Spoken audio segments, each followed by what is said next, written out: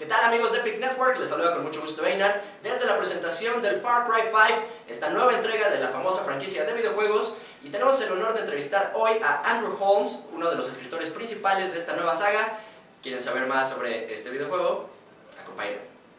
Nos encontramos ya con Andrew Holmes, el escritor principal de uno de los juegos más esperados, Far Cry 5, que está a punto de llegar a las consolas de todo el país. Y bueno, pues aquí tenemos el honor de entrevistarlo. Vamos a hacer unas preguntas.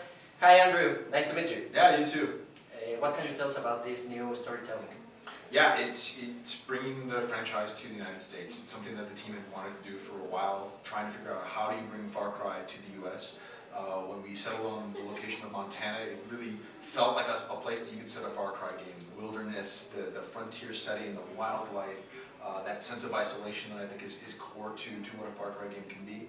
And then the fact that Montana has a long history of cults, and who's better to sort of represent the new Far Cry villain than a cult leader, Joseph Seed, who really believes that at the end of the world is coming. He believes that God has told him that he has to save as many people as he can, and he's a new element in terms of what we've done in the past with Far Cry villains, because I think he's a guy that fully believes in his mission. He believes that he is, he's a hero in his own view. He's trying to save people, and they'll thank him after the collapse is over in his view. So you're face to face with someone who isn't the charismatic psychopath that you're used to dealing with in a Far Cry game. It's someone who is, I think, operating on a deeper psychological level, and someone that is posing questions and posing ideas to you that I think on some level are relatable, and I think it messes with your head in a way, because you're going, this is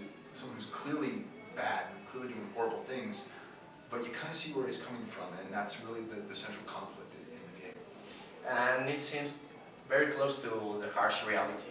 Well, I think for us, this is a game that had started early conceptual ideas 4 years ago, and I think that 4 years ago I don't know if we would have thought we'd be where we're at globally that we are now.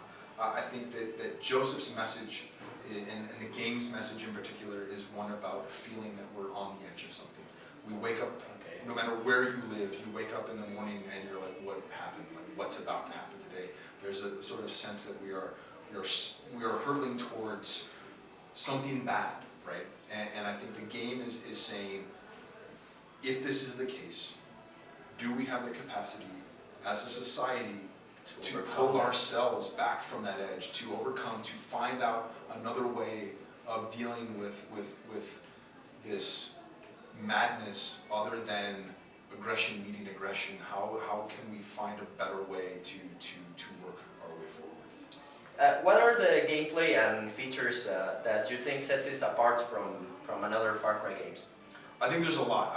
I think that the most I think the one that players are first going to sort of realize from the start is that the mini-map is gone and towers are gone. So there's much more of an emphasis on exploration.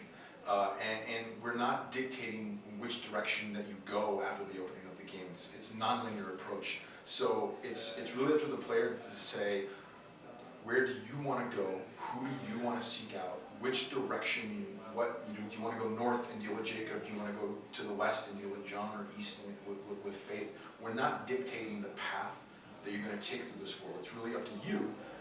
And so we're kind of having to relinquish a lot of the control that we've had in the past, in terms of these are the missions that you're going to play in this order, and the story's going to unfold in this specific way, because then what happens is you're sort of forcing the players to decide between open world, exploration, fun, and on-rails linear mission paths. So we said, there's a wide cast of characters for you to discover.